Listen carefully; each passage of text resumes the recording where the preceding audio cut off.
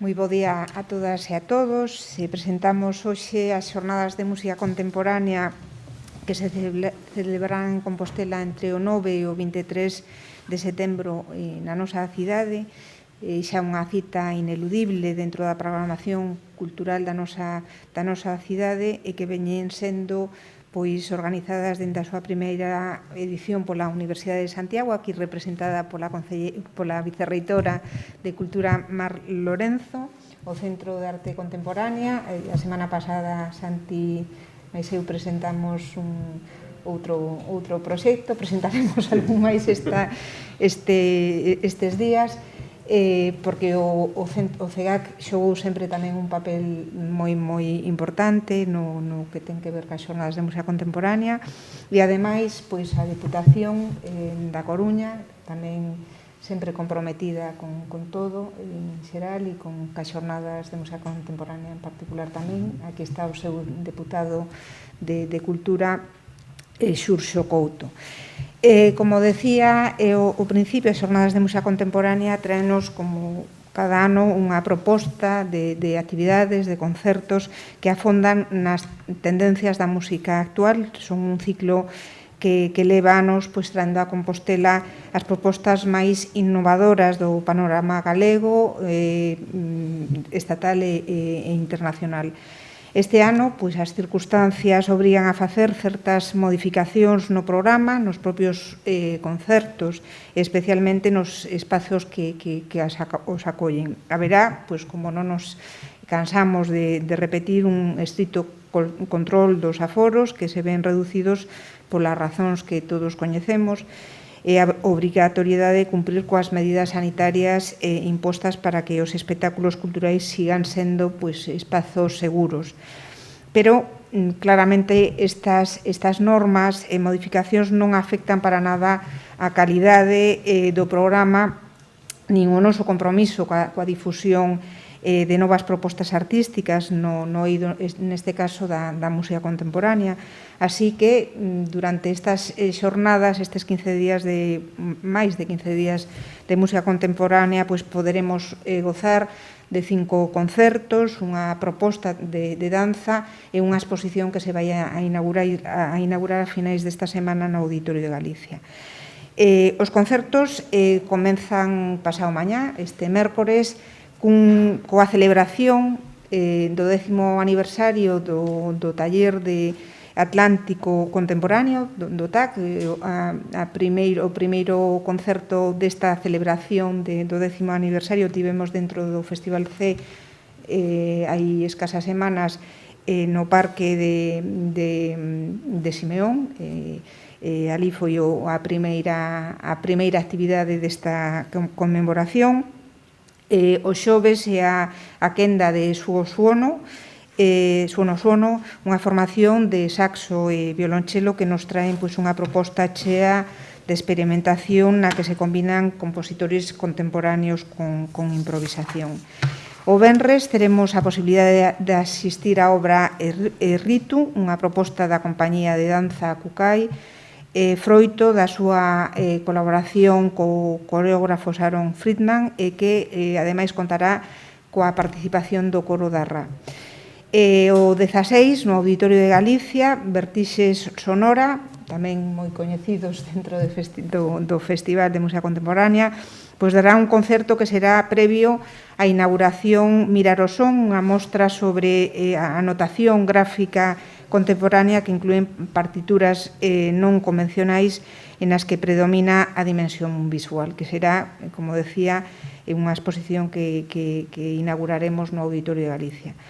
Pecharán os concertos dos colaboradores habituais nas xornadas de música contemporánea, que son a Banda Municipal de Música e a Real Filarmonía, baixo a batuta, no caso da banda de Casiano Mouriño, e no caso da Real Filarmonía con Massimino Zumalave, cun programa que combina pezas de compositores galegos e con pezas da compositora polaca Grażyna Basiewicz. As xornadas indagan nalgúns dos compositores e compositoras máis interesantes do último século en propostas que dialogan unhas con outras, como a danza ou as artes visuais. Dende hoxe xa se poden adquirir as entradas e convites na web de Cultura, en www.compostelacultura.org.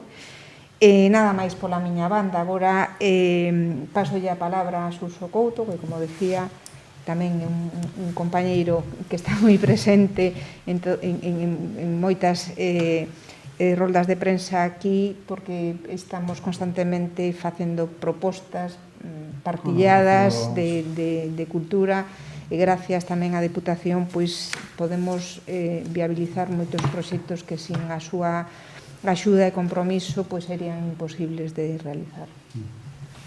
Ben, bo día a todos e a todas. Pois desde a Diputación da Coruña comprácenos un ano máis apoiar estas xornadas de música contemporánea que se celebran en Compostela por terceiro ano consecutivo, e desta volta digamos que é un ano moi especial en que festexamos máis que nunca calquera programa que continúa e abre de novo as súas portas. Neste sentido, que as xornadas de música contemporánea volvan de novo aos escenarios supón un novo paso, digamos, cara a unha nova normalidade, aínda que non me guste moito o término. Un novo paso para que a música siga a acompañar as nosas vidas e que volva a facer parte da actividade dunha cidade como Compostela que o leva no seu ADN, integrando a propia forma de ser do concello. Sabemos que, aínda coa aplicación rigurosa dos protocolos de seguridade sanitaria, a cultura ao vivo en xeral e a música en particular teñen que continuar formando parte da nosa vida diaria, especialmente nunha cidade como a que vivimos, capital cultural por excelencia. En ese sentido, aplaudimos que neste ano tan particular o programa das xornadas de música contemporánea nos permita volver a asistir a concertos de propostas tan próximas como o Taller Atlántico Contemporánea, con quen tivemos a oportunidade de colaborar este verán, xuntando a Mozart coa música tradicional. Ou Vértixe Sonora, como dixo Mercedes, verdadeiros adalides da música contemporánea en Galiza, mas tamén con outras agrupacións que forman parte dos afectos desta cidade, como son a Banda de Música Municipal de Compostela ou a Real Filarmonía.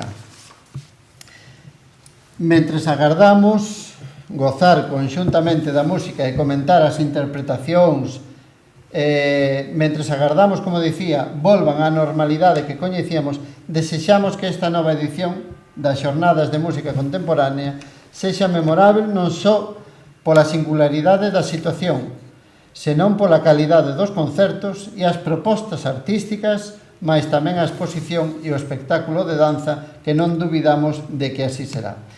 Sumámonos ao lema de que a cultura non contaxia, e estamos certos de que, con boas prácticas, a vida ten que proseguir o seu curso e o seu sector cultural ten que continuar a ofrecernos toda a súa creatividade que, permítanme dicilo, nunha cidade como Compostela forma parte do aire que respiramos. Compostela, ben o sabemos, é a cidade da cultura e historia dun esplendoroso pasado artístico e cultural que atrae cada ano milleiros de visitantes, mas tamén é unha cidade moderna e contemporánea, na que se cree e se construe unha nova cultura cada día, que ten que ser tamén marca de calidade e representación como este programa das Xornadas de Música Contemporánea, que nesta ocasión visibilizan de maneira especial propostas musicais propias e dunha altura singular. Os mellores desexos para esta nova edición e agardemos que na próxima poderamos celebralo xa sen restriccións, porque entre todas e todos teñamos xa gañada esta batalla. Grazas. Unhas palabras de Santiago. Sí, moitas grazas a todos e a todas. Eu vou ser moi breve porque este ano, por toda unha serie de problemas operativos e polas dificultades tamén da pandemia, nos participamos non directamente nas xornadas, non con concertos, non con espazo, pero sí na alma, no espírito da música e da música contemporánea. Tamén queremos afirmar precisamente ese compromiso coa música contemporánea por parte do CEGAC, que sempre tivo unha atención moi cuidadosa, moi específica de cara á música contemporánea, sendo como é un centro de cultura contemporánea, onde a música e as artes visuais e outras artes encontran un espazo de diálogo. Por lo tanto, o noso apoio a estas xornadas e coa intención de participar máis activamente na próxima edición das xornadas. Grazas. Bueno, moitísimas gracias, Mercedes. Moitas gracias tamén a todos os que me precederon a palabra, porque a verdade é que, concordo con todos e cada un deles, e a nos, como universidade, nos pasa un pouco igual que o que sucede ao CEGAC. Nos levamos participando de forma moi activa con este programa desde que comenzou, fai 3 anos atrás, pero este ano, xustamente debido ás condicións, pois nos non podemos tampouco, ceder tamén os nosos espazos xustamente para que este programa impregne moito máis a vida da universidade. Pero sí que estamos convencidos dentro da Universidade de Santiago de Compostela que este é un programa no que debemos estar e polo que debemos apostar como institución por 2 razóns fundamentais. A primeira é que como institución da cidade e tamén do país debemos apostar e colaborar nun proxecto cultural non solamente de cidade, sino tamén de país, tal e como decía Xurxo, debemos facer todo o posible para que a cultura siga formando parte da vida dos cidadáns e das cidadanas, e tamén porque creemos que este tipo de programas axuda ou contribúe a desenvolver tamén o proxecto educativo da propia Universidade de Santiago de Compostela.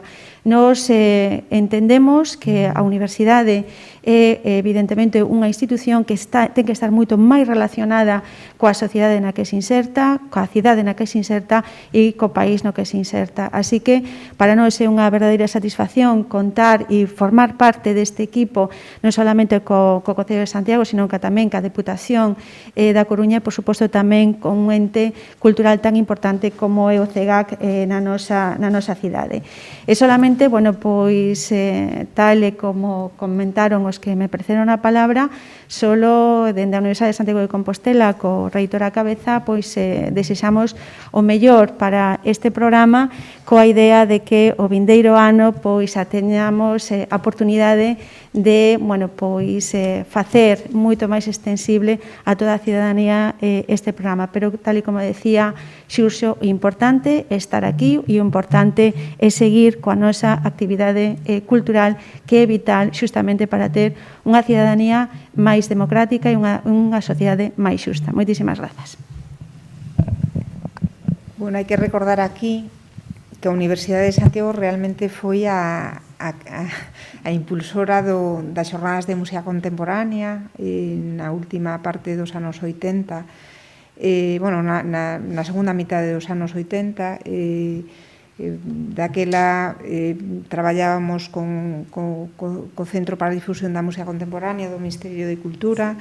Foron anos fantásticos. Despois colleu un pouco o relevo o CEGAC, porque a través do Departamento de Música que dirixía daquela Manuel Rodeiro, nós nunca deixamos a universidade, falo agora en primeira persoa do plural, porque eu son universidade tamén, formei parte de todos os procesos, e a verdade é que é maravilloso que sigamos, que a cidade siga tirando das xornadas, porque moi importante apostar por toda a creación contemporánea en todas as súas variantes, non? E a música ten un valor moi importante porque hai grandes compositores músicos e agrupacións como poden ser o TAC ou Vertixe Sonora que tanto están facendo por esa creación, non? Por lo tanto, pois, a pesares do COVID e todo, seguimos apostando por ela, pola música contemporánea, e estamos moi satisfeitos de poder presentarlo hoxe aquí. A exposición vai a estar, creo que moi ben. Nos tamén en Fonseca fixéramos unha exposición magnífica sobre algo moi parecido, con toda a iconografía e a grafía vinculada a música contemporánea, e esta é unha especie de revisión ampliada daquela, non? Entón, os anos pasan, pero aí seguimos tirando para poder darlle a cidade esa parte da música contemporánea que nos converte, como decía Xurxo, nunha cidade culturalmente totalmente aberta e o día de todo o que se crea, non? Hai algunha pregunta? Bueno, pois nada. Entón imos facernos unha foto e teño que facer unha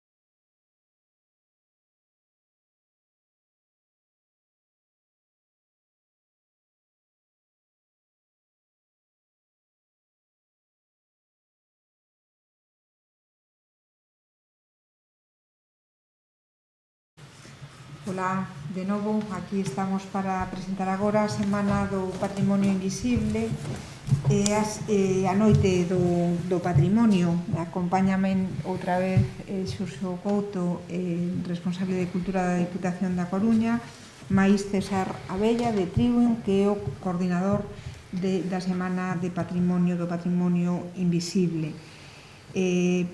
Como integrantes de Santiago de Compostela do Grupo de Cidades Patrimonio da Humanidade de UNESCO, pois celebramos simultaneamente con outras cidades a Noite do Patrimonio, o próximo 12 de setembro, con varias visitas guiadas a obradoiros de artesáns e itinerarios culturais, nos que terá especial protagonismo nesta edición Domingo de Andrade, que, como sabedes, é un arquitecto barroco importantísimo na historia de Compostela, na construción de Compostela, pero que trascende totalmente das nosas fronteiras, é un referente en arquitectura barroca, e que, ademais, este ano a Academia das Artes de Galicia é o autor que conmemora neste ano 2020, con motivo da pandemia tamén se vai a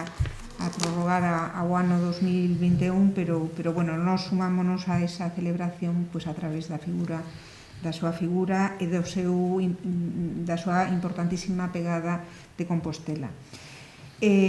Ademais, a xornada contará cun espectáculo de estrea absoluta de Aida Colmenero, Conjurando lo Invisible, unha peza de danza que terá lugar no Museo do Pobo Galego ás 20:30 horas, na que a artista pois dialoga co patrimonio inmaterial acompañada por cantos populares galegos. É un placer, pois unha vez máis, hai escasas semanas presentábamos aquí o Festival de Cine Etnográfico co museo e pois esa colaboración sempre nos enche de pracer, non? Que agora pois se acolla este espectáculo pois é importante por o valor que ten en si mesmo tamén o edificio do Museo do Pobo Galego. A noite do patrimonio será como unha especie de pistoletazo de saída para as actividades da Semana do Patrimonio Invisible, un ciclo que está programado pola Consellería de Acción Cultural co apoio da Deputación e do Consorcio da nosa cidade, e que se vai a desenvolver entre o día 14 e o 18 deste mes de setembro. Esta sería a súa terceira edición, ata agora con moitísimo éxito de público, precisamente porque o que se fai con esta Semana de Patrimonio Invisible a abrir as portas dos grandes tesouros achados de Compostela, pois descubríndonos lugares fantásticos, pero que non son moi coñecidos. Por exemplo, a Casa Gótica de San Miguel, o Pazo de Amarante, o Hospital de San Roque, o Colexio dos Irlandeses. Bueno, unha visita moi especial este ano polos mananciais composteláns e toda a arquitectura vinculada á auga que ten Compostela e que é inmensa. En fin, pois unha serie de roteiros e de visitas maravillosas das que vos vai a falar despois César. Mantivemos o mesmo número de prazas totais que os anos anteriores, pois para poder manter en todo momento as medidas de seguridade e que en ningún caso se supere pois o número máximo que creo que de 10 persoas. César tamén nos vai a informar de todo isto. Toda a programación está colgada na nosa web e pola miña parte nada máis. Xurxo vos vai... Ben, bo día a todas e todos. Desde a Diputación da Coruña, desde a área de Cultura, aplaudimos unha vez máis este programa que fai visível o invisible. Recupera a memoria da nosa historia e abre espazos pechados para conquistar a sociedade e mailo territorio incluso nas rúas máis agochadas ou descoñecidas.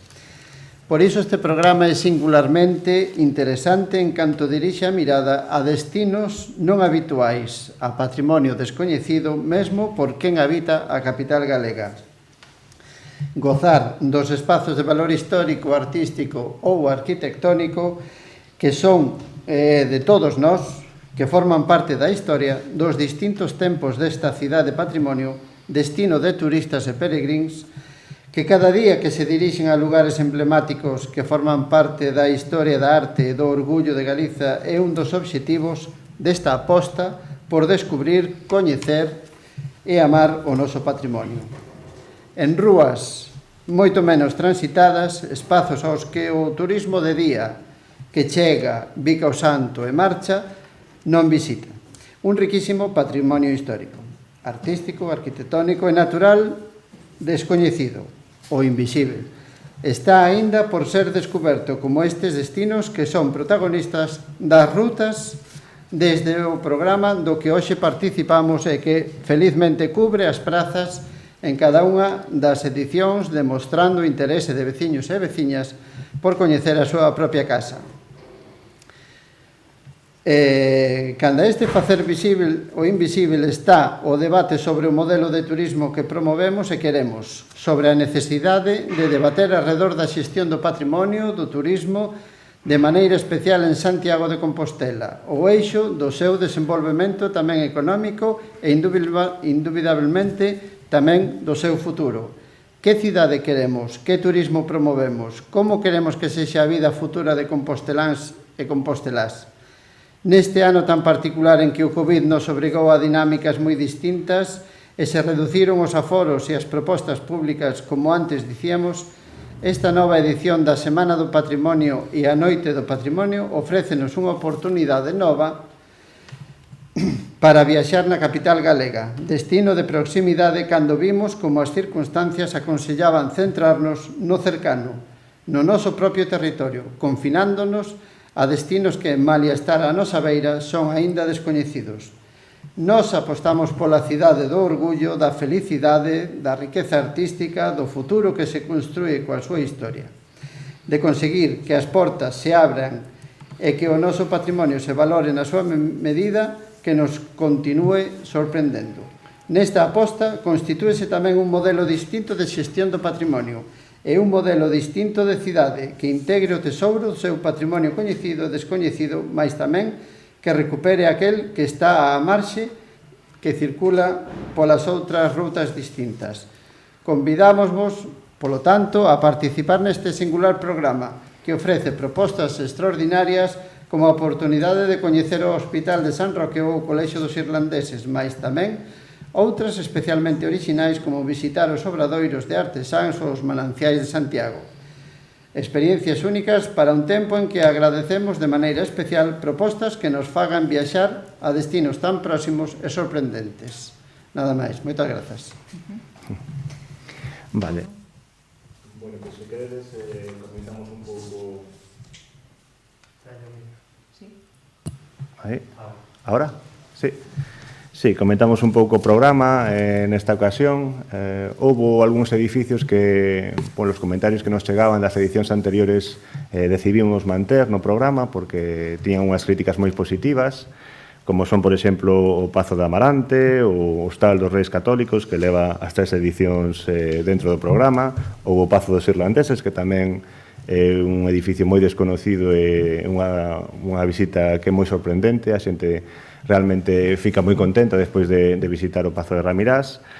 Tamén mantemos no programa a Casa Gótica, a que dicía Mercedes, o antigua sede dos Museos de Peregrinacións en San Miguel, o Hospital de San Roque e a Capela das Ánimas. Eses, digamos, que son os 6 que se manteñen con respecto á edición anterior. E engadimos 4 edificios novos, a sede da SGAE, que é unha arquitectura contemporánea que tal vez noutras edicións non tirábamos moito por aí, íbamos a cousas un pouco máis históricas. Neste caso é un edificio nas Rúas Salvadas, que ten unha arquitectura contemporánea non tan... Bueno, eu penso que é un edificio descoñecido que pode agochar algún secreto tamén no seu interior. Temos o Colexio de Fonseca como outra das novidades, que é un edificio absolutamente coñecido, pero non tanto a Biblioteca América e o Salón Nobre, que son 2 espazos que vamos a visitar nas visitas que aproximadamente duran 1 hora. Tamén engadimos o edificio da Fundación Laboral da Construcción, que é unha antigua curtidoría. Sabedes que en Santiago hai moitísima tradición e había moitísima tradición relacionada cos artesáns e cos curtidoría en particular. Esta é unha das curtidorías máis grandes que houve no país. Empezou a mediados do século XVIII a súa actividade e cesou a actividade nos anos 60, en 1960. Un edificio pois que recolle un pouco o eco desa tradición industrial que tamén nos gusta incluir no programa.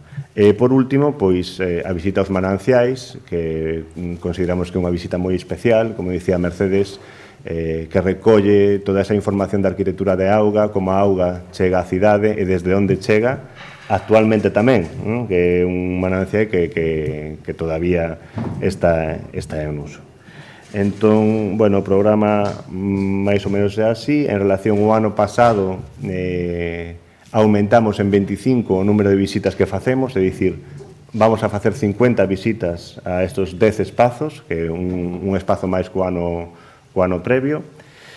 E o programa, pois, basámonos tamén en criterios de intentar descentralizar un pouco, que non todos os edificios estiveran na zona bella. Por iso collemos, pois, por exemplo, o da SGAE ou a Fundación Laboral da Construcción, que tamén o programa se relacione cos barrios da cidade. En canto á información práctica, que desde as redes sociais están a xente con moito interese para reservar as prazas, nos hoxe, tanto na páxina do Concello como a páxina do programa, presentamos o calendario das visitas e os horarios, e a partir do mércores ás 6 da tarde, hai un formulario na página web oficial onde se poden inscribir directamente todos os interesados. Deixamos este tempo para que todo o mundo poida ver o programa, saber a cales visitas lles interesa máis ir, que teñan un pouco máis de tempo para difundir todos os lugares. Como sempre, cada usuario teñen que registrarse e solamente pode facer visita a 3 espazos para un máximo de 2 persoas, e o que intentamos é que acceda ao programa o máis grande número de xente, de público, porque sabemos que é complicado conseguir entradas e que as plazas disponibles, a potencial demanda é moito máis das plazas disponibles. Entón, damos este tempo para que todo o mundo poda organizarse. Bueno, que é moi importante, este ano abrímonos a auga, non? E o papel que xoga na nosa cidade, unha cidade que ten 2 ríos, o Sar e o Sarela, e unha actividade industrial vinculada a ela, a única que tivo Compostela realmente, que é o tema das curtidurías, e o riquísimo patrimonio etnográfico que temos, non? Que ten que ver cas fontes, cos lavadoiros, cas pontes. Efectivamente. Eu creo que ano tras ano temos que seguir insistindo porque a nosa riqueza é importantísima debido a esa condición, non? De unha cidade con 2 ríos maravillosos, con patrimonio natural excepcional, que xira en torno a auga, non? Por lo tanto, é unha aportación creo que maravillosa o tema dos mananciais, porque se te poderá entender moito mellor a cidade, non? A configuración da cidade, da perspectiva urbanística tamén. Exacto. E, polo tanto, estamos moi contentos. O ano que ven, seguiremos por unha desas liñas. Monse García, da Voz pregunta, cantas plazas hai por visita? Cada espazo, coa situación sanitaria que temos, que penso que non é preciso explicar moito máis, cada espazo dos nosos colaboradores marca un tope das prazas. Entón, poden ser 4 ou 8, depende un pouco de cada un dos espazos, pero nunca vamos a superar o número de 10 persoas por grupo. Decir que estamos adaptando todas as actividades deste mes de setembro e de outubro a nova realidade, como consecuencia da orde da Consellería da Xunta de Galicia do xoves pasado, que condiciona moito, pero que nos seguimos apostando por xerar actividades e non renunciamos para nada a esa programación que nos permite, de alguma maneira, volver tamén á vida normalizada dentro desta situación tan anormal, non? Pero